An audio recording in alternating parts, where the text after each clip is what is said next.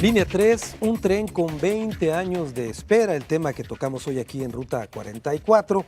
Y bueno, Mario Córdoba, estábamos hablando hace un momento de que esta línea 3 es un hecho inédito, porque además se vence el paradigma, o se hace a un lado, el hecho de que el gobierno federal solamente pensaba en el Distrito Federal. Y lo que tanto cuestionábamos, los que criticábamos esta situación, de por qué no financiar proyectos de este tipo fuera de la Ciudad de México.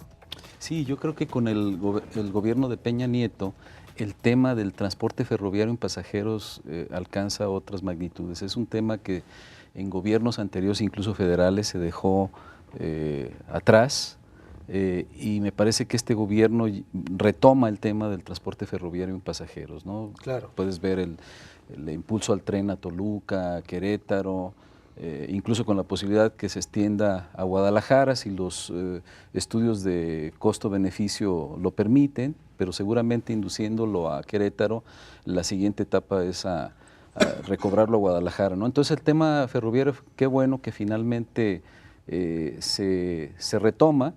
Y creo que hace justicia además porque este tema se había centralizado en la Ciudad de México. Cada línea del Metro de México significa realmente menor inversión para el resto del país. Claro. Entonces ya es justo que haya un equilibrio, sobre todo en las grandes ciudades como Guadalajara, la segunda capital del país, para que tenga una red de transporte masivo que ha quedado verdaderamente en una situación de rezago. Sí, porque el Distrito Federal ya va por la línea 12 y hasta más del metro. En Monterrey van 3 y aquí van 2, etcétera. A ver, Mario, yo quiero preguntarte dos asuntos que ya hemos planteado en esta mesa. El primero, ¿por qué la línea solamente llega hasta Tlaquepaque y no termina hasta Tonalá? Como si hubiera sido la línea diagonal Tonalá, que es, como yo decía, la línea ideal que atraviesa la ciudad. Esa es la primera pregunta. Y la segunda, ¿por qué el trazo elevado en un lado y subterráneo en otro? Okay. Mira, me parece que todos los proyectos de transporte masivo no hay que verlos de manera aislada, sino hay que verlas en conjunto. Ahorita el gran reto no es nada más construir una línea de tren ligero y las que siguen, sino, como decía el rector, es constituir una red integrada de transporte público metropolitano, en sus diferentes niveles y capacidades.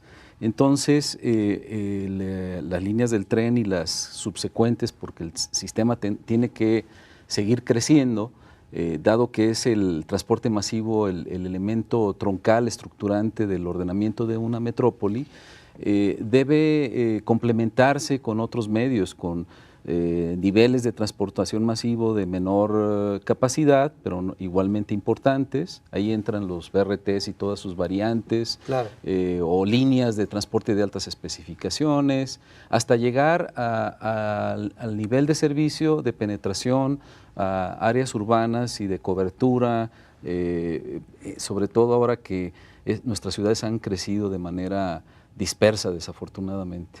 Entonces hay que ver todo esto en ese contexto. O sea, el error también histórico que se ha cometido con respecto al transporte es que se ha visto cada proyecto de manera aislada.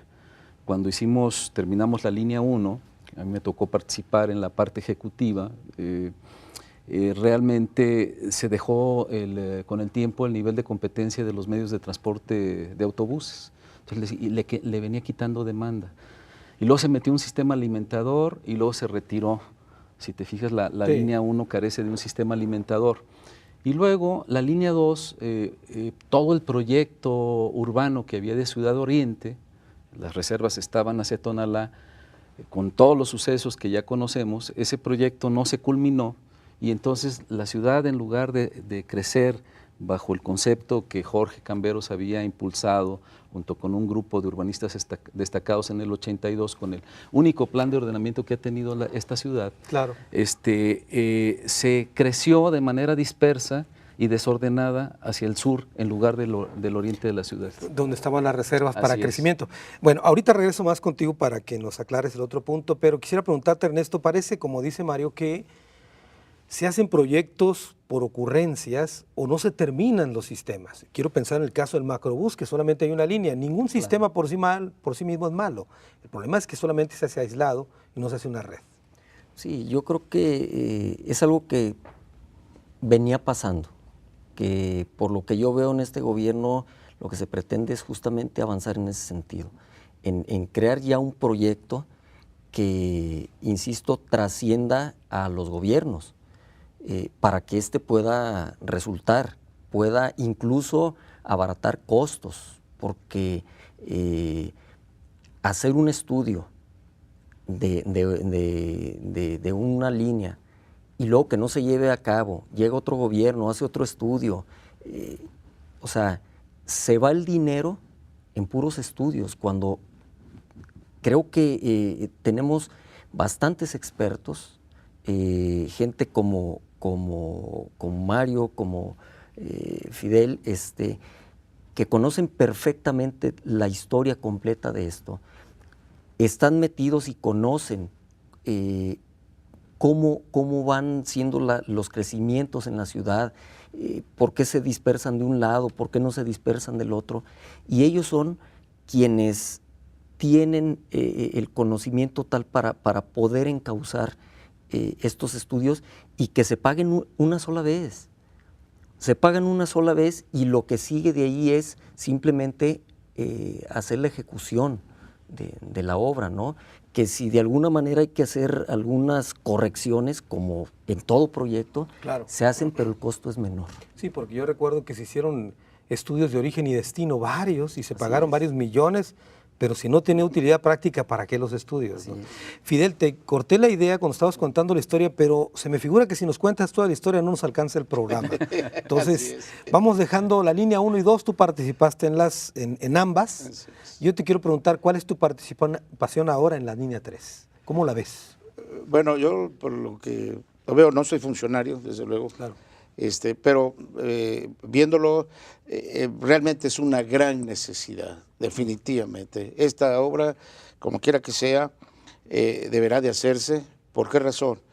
Porque es un corredor que se planeó hace 20 años, ¿no?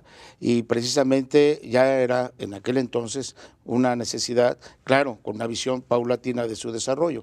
Ahora ya es urgente, ¿verdad? No quisiera ponerle colores, pero fue un error durar 20 años sin hacer otra línea. Definitivamente que lamentablemente a veces se satanizan las cosas que hacen otras administraciones, claro, y eso lo hemos visto en muchos ejemplos. ¿Okay? Entonces se detuvo el proyecto del tren ligero, está demostrado después de 24 años que lleva operando que es un sistema rentable, que tiene superávit, ¿okay? y pues no lo quisieron hacer, entonces pasó una administración, después otra, y bueno, pues hasta la tercera administración, comentaba Mario, pues surgió la cosa de que ahora pues vamos a hacer la línea 3, pero a Tlajomulco, ¿no? Como una salida, digamos, a la presión que existía de hacer el corredor que ya mencionamos, ¿no? De la línea 3. Entonces, lamentablemente sí se perdieron 18 años. Ahorita tuviéramos 6 líneas en el área metropolitana. Cuando se terminó la línea 2, ya había existido un proyecto de 7 líneas, ¿okay? Y había prácticamente 2, faltaban otras 5. Y todas respondían a la demanda de transporte en el área metropolitana. Es lo que yo mencionaba hace un momento, ya había, me acuerdo, ya había. En el gobierno de Guillermo Cosío se presentó incluso un proyecto de varias líneas. En esa época precisamente se culminó precisamente con un libro muy interesante y ahí se hablaba de las 7 líneas. Entonces, pues realmente ha sido un retroceso de 18 años, ¿verdad? Que va a estar difícil que lo recuperemos, pero son las cosas que no deben de suceder. Fue un tiempo perdido. Sí. Bueno, el tiempo es valioso y yo no puedo perderlo, tengo que hacer una pausa. Regreso contigo, Fidel, para seguir con esta idea. Estamos hablando del tren eléctrico, la línea 3.